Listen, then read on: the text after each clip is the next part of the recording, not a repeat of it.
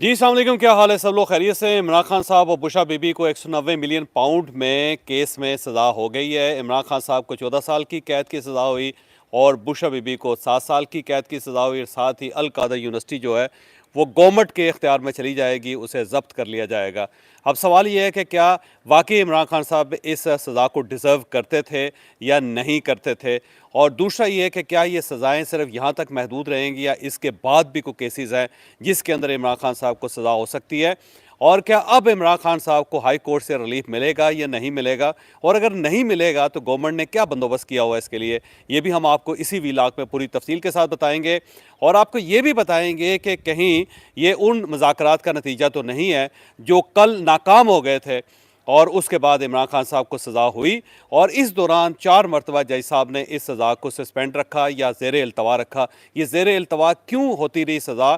और फिर कल जो सब कुछ जो हुआ क्या उसका ये नतीजा है। और इसके साथ साथ ये कि क्या वाकई गवर्नमेंट और या रियासत और पाकिस्तान तहरीक इंसाफ के दरमियान कोई पसे पर्दा मुज़ाकरात चल रहे थे और उनकी नाकामी का ये नतीजा, ये सारी चीज़ें हम आपको इसी वीलाग में बताएंगे।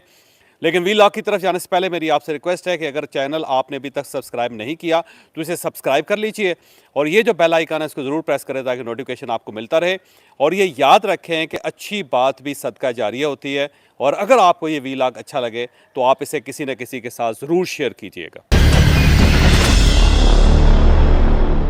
वही हुआ जिसका खदशा था कि इमरान खान साहब को और बुशरा बीबी को 190 मिलियन पाउंड में के केस में सज़ा हो जाएगी, और वो हो गई। लेकिन जब 18 दिसंबर को ये केस वाइंड अप हुआ और उसके बाद जज साहब ने ऐलान किया कि इसका फ़ैसला महफूज किया जाता है और 23 दिसंबर को ये फ़ैसला सुनाया जाएगा, तो उस वक्त भी सबका ख्याल ये था कि ये फ़ैसला 23 दिसंबर को सुना दिया जाएगा। लेकिन उस वक्त एक बड़ी दिलचस्प सूरत ये थी कि पाकिस्तान तहरीक इंसाफ की तरफ से रजिस्ट किया जा रहा था कि ये फ़ैसला 23 दिसंबर तक ना आए, और जब 23 दिसंबर आया तो जज साहब ने अगली तारीख दे दी, 6 जनवरी तारीख दी गई, और ये तारीख देने के साथ ही ये सरगोशियाँ होनी शुरू हो गई कि जज साहब ने यह फ़ैसला सस्पेंड क्यों किया। इस दौरान क्योंकि गवर्नमेंट और पाकिस्तान तहरीक इंसाफ के मुज़ाकरात स्टार्ट हो रहे थे, तो सबका ख्याल ये था कि शायद जज साहब ने मुज़ाकरात को एक गुंजाइश दी है कि अगर 2 जनवरी को मुज़ाकरात हो जाते हैं और कामयाब हो जाते हैं तो हो सकता है इस केस के अंदर इमरान खान साहब की सज़ा सस्पेंड हो जाए या उन्हें सज़ा ना दी जाए, और इससे इमरान खान साहब को रिलीफ मिल जाए, और ये जो केस है इसे बारगेनिंग चिप के ऊपर के तौर पर रियासत इस्तेमाल कर सकती है। तो ये उस वक्त ये इम्प्रेशन दिया जा रहा था। फिर उसके बाद जब 6 जनवरी आया तो जज साहब ने फिर इसकी तारीख एक मरतबा और इसे मुअत्तल कर दिया। फिर इसे 13 जनवरी का अगली तारीख दी गई कि अब ये फ़ैसला 13 जनवरी को होगा। जब ये 6 जनवरी को ये ऐलान हुआ तो उसके साथ ही पाकिस्तान तहरीक इंसाफ की तरफ से ये दबाव आना शुरू हो गया कि इस फैसले को फौरी तौर पर सुनाया जाए।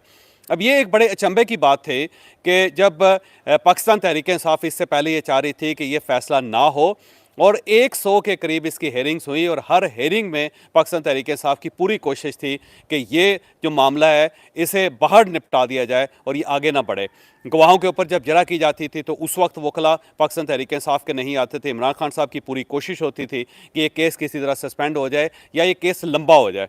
फिर 6 जब जनवरी को ये ऐलान हुआ कि अब 13 जनवरी को ये फैसला सुनाया जाएगा, तो उस वक्त जब पाकिस्तान तहरीक इंसाफ ने इसरार करना शुरू किया कि नहीं जी, हमें तो चाहिए कि फ़ौरन फैसला सुनाया जाए, इसे इल्तवा में ना रखा जाए, तो उसके बाद एक नया किस्म का सिनेरियो डेवलप हो गया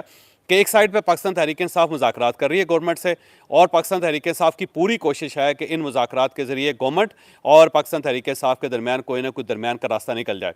और साथ ही वो ये भी चाहती है कि जो इमरान खान साहब का केस है उसका फ़ैसला फ़ौरन सुना दिया जाए। तो एक अजीब सी सूरत हाल डेवलप होगी, और उस वक्त जब हमने थोड़ी सी रिसर्च की तो ये पता चला कि पाकिस्तान तहरीक इंसाफ ये चाहती है कि जब इसका फ़ैसला अनाउंस हो जाएगा तो इसे वो फौरी तौर पे हाई कोर्ट में इसके ख़िलाफ़ पटिशन कर देंगे और उन्हें हाई कोर्ट से रिलीफ मिल जाएगी। अब सवाल ये है कि हाई कोर्ट से रिलीफ मिलने का चांस कैसे था। उसकी बुनियादी वजह यह थी कि इस्लामाबाद हाई कोर्ट जो है उसके अंदर जो जजेज़ हैं, पाकिस्तान तहरीक इंसाफ का ये इंप्रेशन है कि वो ज़्यादातर लोग जो है उनका टिल्ट हमारी तरफ है। लिहाजा इस वक्त जब चीफ जस्टिस कोई बेंच बनाएंगे तो उसमें से वही जजेस आएंगे जो इस्लामाबाद हाई कोर्ट के अंदर मौजूद हैं, और जब उन हाई कोर्ट के अंदर मौजूद जजेस का कोई पैनल बनेगा या बेंच बनेगा तो उससे पाकिस्तान तहरीक इंसाफ को रिलीफ मिल सकता है। लिहाजा अगर ये सज़ा सुना दी जाती है तो फौरी तौर पर हाई कोर्ट से रिलीफ मिल जाएगा। लेकिन इस दौरान पाकिस्तान तहरीक इंसाफ का ख्याल ये था कि गवर्नमेंट भी इस चीज़ से वाकिफ़ है, लिहाजा गवर्नमेंट एक साइड पर मुज़ाकरात रख के और दूसरी साइड पे इस फैसले को होल्ड रख के कोशिश कर रही है कि इस दौरान वो जजेस की तादाद पूरी कर ले, यानी इस्लामाबाद हाई कोर्ट के अंदर जजेस बढ़ा ले और अपनी मर्जी के जजेस ले आए। जब पाकिस्तान मुस्लिम लीग नून के जजेस बढ़ जाएंगे, यानी हुकूमत के जजेस बढ़ जाएंगे, तो फिर जब एक बेंच बनेगा आने वाले दिनों में इमरान खान साहब की सज़ा के बाद, तो उसमें गालिब इम्कान ये होगा कि गवर्नमेंट की साइड के जजेस की तादाद ज़्यादा होगी। यानी अगर 5 रुकनी बेंच बनता है तो उसमें 2 जजेस जो हैं जिनका टिल्ट हो सकता है इमरान खान साहब की तरफ हो, और जो गवर्नमेंट दूसरी तरफ से 3 जजेस का तकर्रुर करे, या जो इस्लामाबाद हाई कोर्ट के चीफ जस्टिस हैं वो जो दूसरे 3 जजेस का तकर्रुर करेंगे, तो वो हो सकता है गवर्नमेंट की तरफ वो मामला चला जाए। और अगर ये डिवीजन बेंच बनता है तो उसके अंदर भी ज़ाहिर है फिर इस किस्म का बेंच बनेगा जिसमें गवर्नमेंट के जजेस होंगे। तो उससे ख्याल ये था पाकिस्तान तहरीक इंसाफ को कि हमें नुकसान हो सकता है, क्योंकि जब हमारी पिटीशन जाएगी, हमारी दरख्वास्त जाएगी, हमारी अपील जाएगी इस्लामाबाद हाई कोर्ट के अंदर, तो फिर ज़ाहिर है गवर्नमेंट के जजेस की तादाद ज़्यादा होगी, तो उसमें फिर हमें ये नुकसान होगा, हमारा फ़ैसला जो होगा उसे बहाल रखा जाएगा। तो पाकिस्तान तहरीक इंसाफ की पूरी कोशिश थी कि मुज़ाकरात भी होते रहें और इस दौरान इमरान खान साहब को और बुशरा बीबी को सज़ा भी हो जाए, ताकि नए जजेस की तकर्रुरी से पहले वहाँ पे मामलात को सेटल कर लिया जाए इस्लामाबाद हाई कोर्ट में। और दूसरी तरफ गवर्नमेंट भी जानती थी इस चीज़ को, लिहाजा गवर्नमेंट की पूरी कोशिश थी कि ये फ़ैसला किसी तरह लटका रहे, और इतना लटका रहे कि अल्टीमेटली 17 जनवरी आ जाए, क्योंकि 17 जनवरी को ज़ाहिर जुडिशल कमीशन ने बैठना है और उसने फैसला करना है कि कौन कौन से जजेस हैं उनको इस्लामाबाद हाई कोर्ट में अपॉइंट किया जा सकता है। तो गवर्नमेंट भी इसको खींचना चाह रही थी और पाकिस्तान तहरीक इंसाफ जो है वो चाह रही थी कि जल्द से जल्द इसका फैसला हो जाए। लेकिन बहरहाल फिर 13 जनवरी आई। जब 13 जनवरी आई तो फिर इस फैसले को एक बार दोबारा होल्ड कर लिया गया और जज साहब ने 17 जनवरी का वक्त दिया। इस दौरान क्योंकि पाकिस्तान तहरीक इंसाफ के मुज़ाकरात का मामला भी था, फिर इमरान खान साहब के साथ इनकी जो कमेटी है उसकी मीटिंग भी हो गई और इमरान खान साहब ने कहा कि जो गवर्नमेंट मुतालबा कर रही है कि हमारा चार्टर ऑफ डिमांड जो है उसे तहरीरी तौर पे पेश किया जाए, तो आप तहरीरी तौर पे उसको पेश कर दें। तो इसके बाद ये एक मुज़ाकरात के लिए 16 जनवरी का वक्त रख दिया गया। तो इस दौरान सबका ख्याल ये था कि 16 जनवरी में कुछ ना कुछ आइस ब्रेक हो गई, फिर जो 17 जनवरी का फैसला है हो सकता है इसमें एक और तारीख मिल जाए। लेकिन इस दौरान एक और वाक़या हो गया और वो वाक़या गौहर खान साहब की आर्मी चीफ के साथ मुलाकात थी। अब इससे पहले पाकिस्तान तहरीक इंसाफ हो या गवर्नमेंट हो या फिर इस्टेब्लिशमेंट हो, तीनों तरफ से ये तासुर जो था उसे उसकी नफ़ी की जा रही थी कि किसी जगह पे कोई पसे पर्दा मुज़ाकरात नहीं हो रहे, ना पाकिस्तान तहरीक इंसाफ के इस्टेब्लिशमेंट के साथ हो रहे हैं ना गवर्नमेंट के साथ हो रहे हैं। गवर्नमेंट भी ये कह रही थी कि ये झूठ है, ये फ्रॉड है, ये गलत है। इस्टेब्लिशमेंट की तरफ से भी कहा जा रहा था कि जनाब हम क्यों मुज़ाकरात करेंगे, अगर किसी ने करने हैं तो गवर्नमेंट के साथ करने हैं, इस्टेब्लिशमेंट के दरवाजे बंद हैं। दूसरा पाकिस्तान तहरीक इंसाफ की तरफ से भी ये कहा जाता, बल्कि इमरान खान साहब ने तो ट्वीट तक कर दी कि हमारे पसे पर्दा किसी के साथ कोई मुज़ाकरात नहीं हो रहे। लेकिन फिर अचानक पेशावर के अंदर गौहर खान साहब, गंडापुर साहब और बैरिस्टर सैफ साहब की आर्मी चीफ के साथ मुलाकात हो गई। ये मुलाकात 2 मुलाकातें थी वहाँ पर। एक मुलाकात थी जो सारे सियासतदानों के साथ हुई, फिर उसके बाद एक साइड लाइन मुलाकात हुई जिसके अंदर ये तीनों पाकिस्तान तहरीक इंसाफ के जो लीडर्स थे वो बैठे हुए थे। दूसरी साइड पे क्लेम किया जा रहा है कि वहाँ पे उस वक्त आर्मी की तमाम क़यादत मौजूद थी, यानी DGI भी मौजूद थे, DGMI मौजूद थे, DGC मौजूद थे और ISPR के जो डायरेक्टर जनरल हैं वो भी वहाँ पे मौजूद थे। अब ये क्लेम किया जा रहा है पाकिस्तान तहरीक इंसाफ की तरफ से और उनका ये कहना है कि वहाँ पे पूरी अफवाज पाकिस्तान की जो क़यादत है उसके साथ हमारी मुलाकात हुई।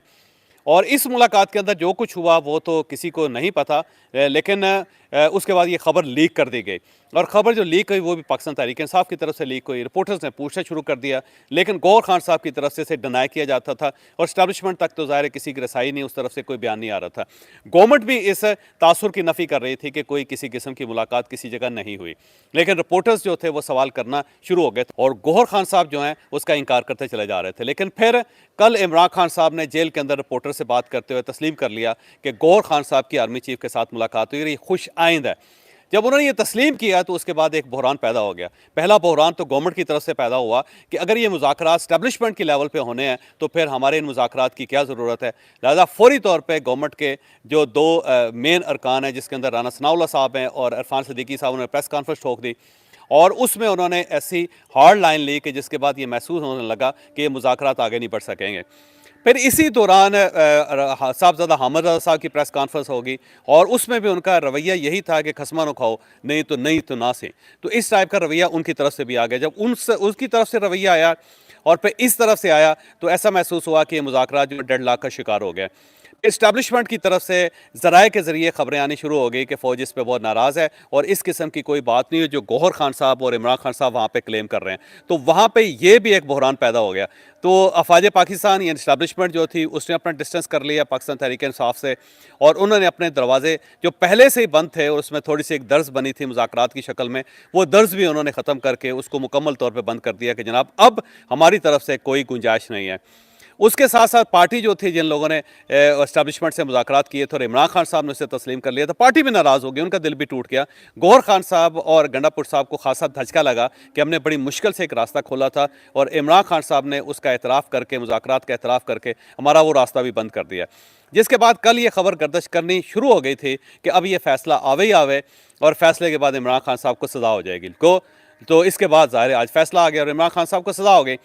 अब सवाल अगला ये है कि क्या ये फैसले यहाँ तक महदूद रहेंगे? नहीं, मुझे लगता है कि आने वाले दिनों में मिलिट्री कोर्ट का जो एक केस तैयार हो रहा है इमरान खान साहब के खिलाफ, वो भी उस तरफ ये मामला जाएगा। इमरान खान साहब सरेदस्त तो सज़ा याफ्ता हो गए हैं, ये ज़ाहिर इस्लामाबाद हाई कोर्ट जाएंगे, लेकिन उस दौरान ज़ाहिर वहाँ पे बैलेंस क्रिएट हो गया होगा, और अगर ये बैलेंस क्रिएट नहीं भी होता तो तफसीली फ़ैसला आने में ज़रा देर लगेगी, और जब तक तफसीली फ़ैसला आएगा और उस वक्त तक ज़ाहिर वहाँ पे एक बैलेंस क्रिएट हो चुका होगा, तो पाकिस्तान तहरीक इंसाफ को अब इस्लामाबाद हाई कोर्ट से रिलीफ मिलने का भी कुछ चांस नज़र नहीं आ रहा। और ये वो इंप्रेशन है जो पार्टी खुद दे रही है, ये मैं नहीं कह रहा, और कुछ रिपोर्टर्स कह रहे हैं और साथ साथ पाकिस्तान तहरीक इंसाफ के अपने लोग ये कह रहे हैं कि अब हमें इस्लामाबाद हाई कोर्ट से भी रिलीफ मिलने का कोई चांस नहीं है। तो वहाँ पे एक मामला बंद हो गया, और उसके साथ साथ जो इस दौरान जनरल फैज़ हमीद साहब का केस है उसका डिसीजन हो जाता है, तो वो ज़ाहिर है उसके अंदर इमरान खान साहब का नाम आएगा। जब इमरान खान साहब का नाम आएगा और इस दौरान सुप्रीम कोर्ट ऑफ पाकिस्तान का फैसला भी आ जाता है, वो जैसा भी फैसला हो उसके मुताबिक गवर्नमेंट ने कुछ ना कुछ कर लेना है। अगर वो फैसला मिलिट्री कोर्ट्स के खिलाफ आ जाता है तो गवर्नमेंट पार्लियामेंट के अंदर एक बिल मूव करके एक नया कानून बना लेगी, जिसके बाद किसी शख्स का भी केस जो है मिलिट्री कोर्ट में भिजवाया जा सकेगा, कानून के अंदर या आइन के अंदर एक तरमीम हो जाएगी। तो उसके बाद फिर ज़ाहिर जनरल फैज़ हमीद साहब के केस का फैसला होगा, तो फिर इमरान खान साहब के केस का फैसला भी होना शुरू हो जाएगा, ये मामला भी मिलिट्री कोर्ट में जाएगा। तो मेरा ख्याल ये है कि इमरान खान साहब ने और पाकिस्तान तहरीक इंसाफ ने अपना कफन तैयार कर लिया है।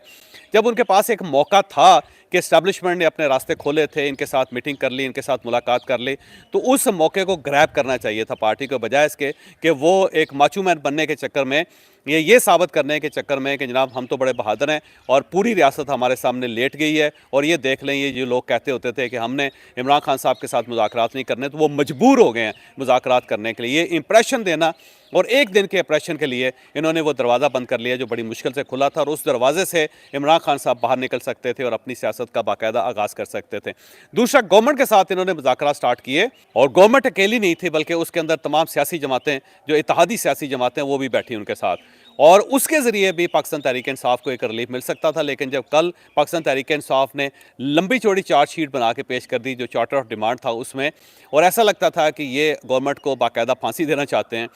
तो वो एक गलत एक मौक़िफ़ लेके उन्होंने, और सख्त मौक़िफ़ लेके उन्होंने वो रास्ता भी बंद कर लिया। लिहाजा कल दो रास्ते बंद हुए, एक गवर्नमेंट के साथ जो एक रास्ता खुला था वो बंद हो गया, वो टेबल टर्न हो गया, और जो दूसरा इस्टेब्लिशमेंट के साथ एक पसे पर्दा मुज़ाकरात हुए थे, और उसके लिए बड़ी एक्सरसाइज की गई थी, उसमें कई महीने लग गए, और उसमें बहुत सारे लोगों ने कई अहम किरदार अदा किए थे, और उसके साथ साथ जो ज़ाहिर इंटरनेशनल प्रेशर था वो भी रियासत के ऊपर आया था, और उसके लिए फिर एक रास्ता खोला गया था कि मामलात को सेटल करते हैं ताकि पाकिस्तान आगे बढ़ सके। वो रास्ता भी इमरान खान साहब ने अपने लिए बंद कर लिया, और वो सिर्फ एक फ़िक्रा बोल के उन्होंने कि जी हाँ जी मुलाकात हुई, मैं एतराफ़ करता हूँ और ये खुश आइंद है, इस किस्म की बात करके उन्होंने वो रास्ता भी बंद कर दिया। तो अब मुझे ऐसा लगता है कि इमरान खान साहब और बुशरा बीबी लकोदक सहरा के अंदर अकेले खड़े हैं इस वक्त, और फैसले के ऊपर फैसले अब इनके खिलाफ आने शुरू हो गए हैं। तो आज का जो फैसला वो साबित करता है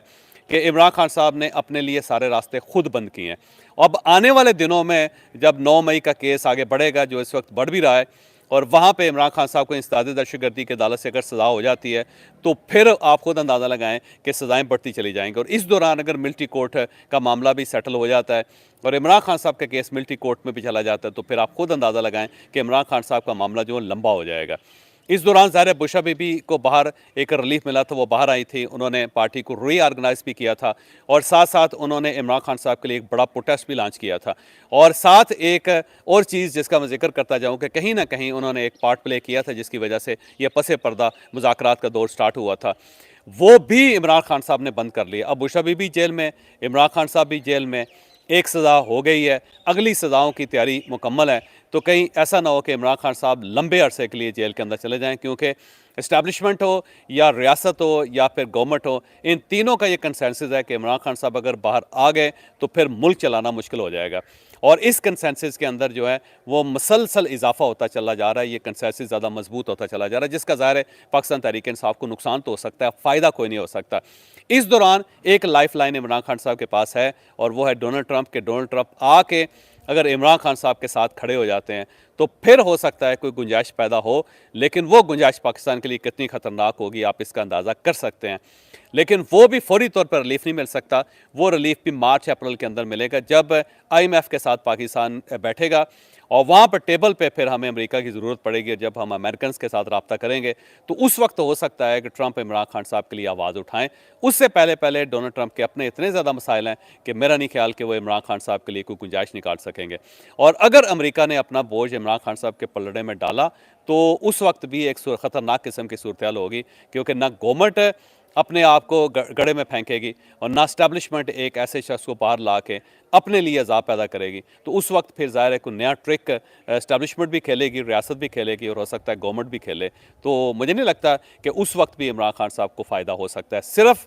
ट्विटर के ऊपर और इसके साथ साथ सोशल मीडिया के ऊपर इमरान खान साहब ज़ोर दे सकते हैं, दबाव डाल सकते हैं। वो दबाव आज भी डाला जा रहा है, वो दबाव आने वाले दिनों में भी डाला जाएगा। लेकिन मेरा ख्याल एक बड़ी गोल्डन अपॉर्चुनिटी थी जो इमरान खान साहब ने मिस कर दी है, और ये जब ट्रेन निकल जाती है तो फिर उस ट्रेन का वापस आना इतना आसान काम नहीं होता। मुझे इजाज़त दीजिए, अगले व्लॉग में मुलाकात होगी।